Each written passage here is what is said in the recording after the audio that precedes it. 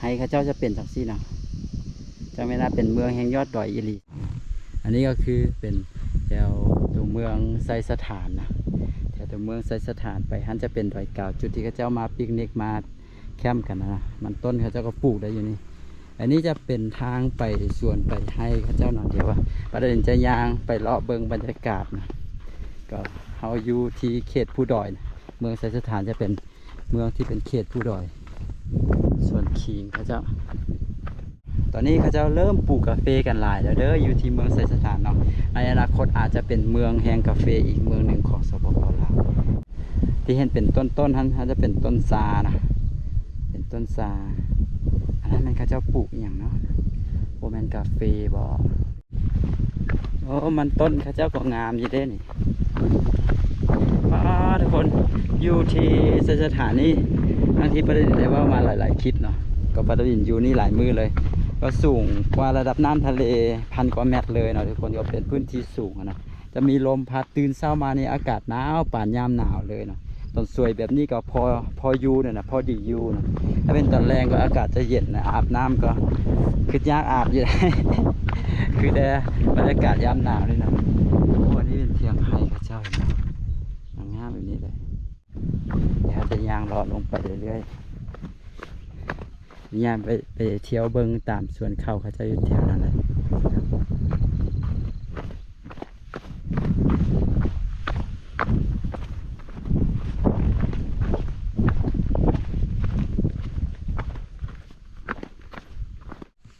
ในแถวนั้นก็เป็นบ้านเฮือนที่อยู่ตัวเมืองเลยแล้วก็ลงมาแถวนี้ก็จะเป็นไฮเข้าเป็นสวนเป็นข้าวไฮเป็นอย่างแถวนี้หมดเลยนะต้องย่างไปทางนี้ย่างเขาย่างไปถึกทางแล้วอันย่างไปนี่โค้งไปพุ่นน่าจะแมนแล้วแหละเนาะโอ้ยางลงมาบนพระเจ้าเก็บซานี่ครับต้นซาทั้งหมดเลยก็สีฮอดห้วยน้ำก็สีเห็นห้วยน้ำนะทุกคนยางลงมาฟูนความสูงพุ่นเห็นเฮือนพระเจ้าอยู่พุ่นนี่ยางลงมาแล้วเป็นอันนี้เป็นห้วยน้ำหรอหากก็เห็นหนองป่าในเมืองนี่ มีตูบน้ำอยู่นี่ปกติอันบ่ค่อยได้ลงมาตามห้วยเนาะจะเลาะไปตามทางก็จะตัดไปตามสันภูตัดไปตามบ่แม่นมีตัวทากหรอยานมีทากมีเพิ่นน่าจะเสียหญ้าสวนอยู่วะหรือจังใดมันก็จะเห็นบ้านของตัวที่อยู่ในตัวเมืองน้อยหนึ่งพุ่นเอายางมาแต่พุ่นยางลงมามีเถียงให้เถียงนาก็จะอยู่รุมน่าจะเฮ็ดนาได้บ่นี้เนาะเพราะแถวนี้จะบ่มีนาเลยขบุญเป็นเก็บซาอยู่ลองยางไปเบิ่ง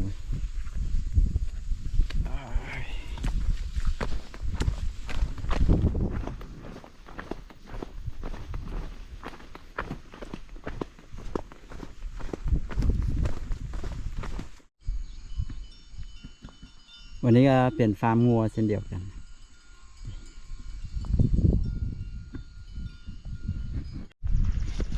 วันนี้ก็เป็นให้เข้าข้าเจ้าวิวยังละสวยงามเลยก็เป็นฟาร์มงัวบัวเย็นเบิ้ง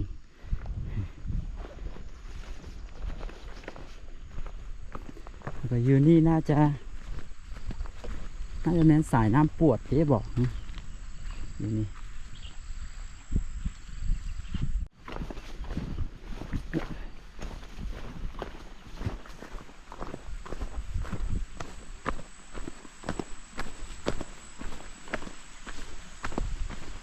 เป็นห้วยน้ำนะห้วยน้ำในจุดนี้วันนี้ข้าเจ้าเป็นมีใครมีสวนอยู่นี่โอ้น้ำก็ออกมาตามตีนภูตีนผาแถวนี้นี่งามเลยแล้วนี่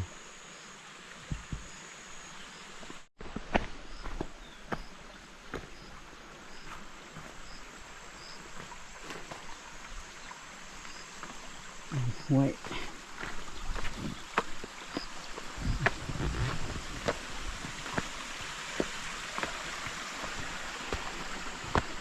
สียางไปต่อ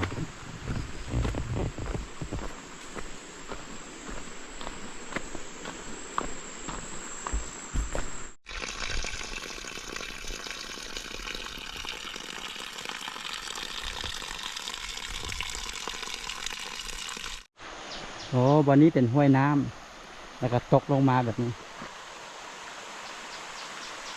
โอ้มีน้ำตกอยู่นี่เป็นส่วนเข้าพระเจ้า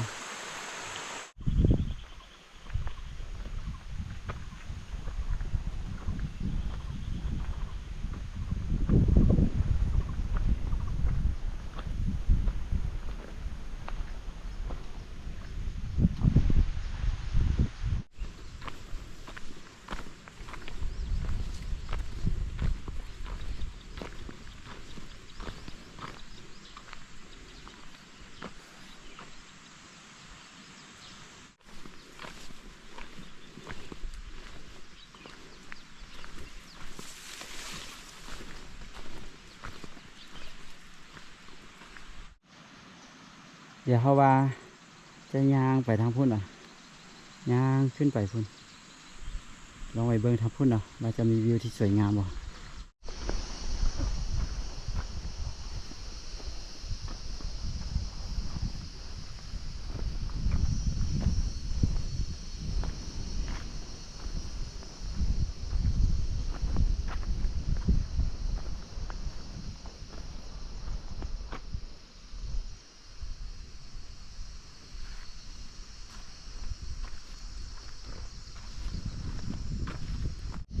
ป้าโถให้ข้าเจ้าจะเป็นจังซี่นะจะไม่น่าเป็นเมืองแห่งยอดดอยอิลีไซสถานนี่เมืองไฮข้าเจ้าว่าจะขึ้นจะลงไปไห้แต่ละบอนแต่ละหลังได้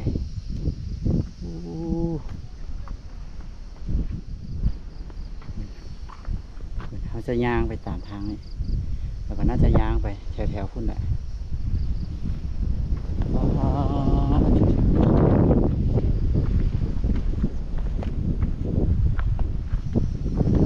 น่าจะเป็นสายน้ำปวดไหลลงไปนี่ไปฮันจะมีตาดเลยวันนี้เป็นปลาไม่ใหญ่แล้วก็ไปฮันจะมีตาด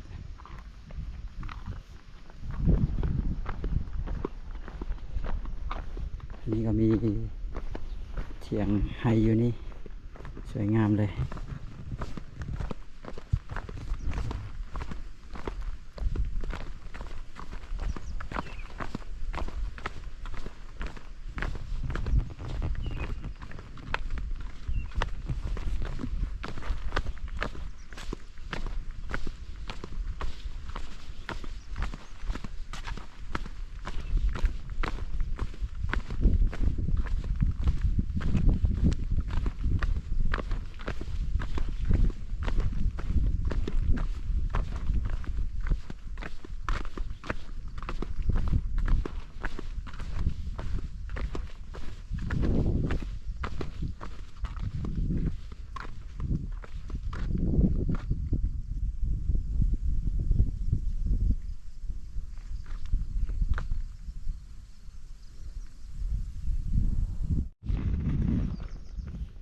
โอ้ยเบิ่งมีคนอยู่ป่ะสบายดี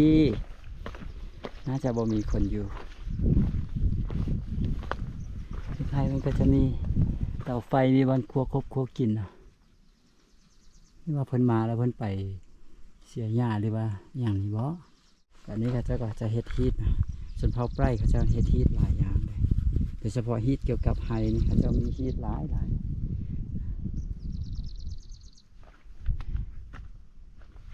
รรยากาศอยู่ที่ไฮเข้ายังบ่ทันใหญ่ปานใดเทื่อจุดนี้บริเวณแถวๆนี้ถ้าเข้าไฮสูงกว่านี้ตื่มน้อยนึงนี่สิงามหลาย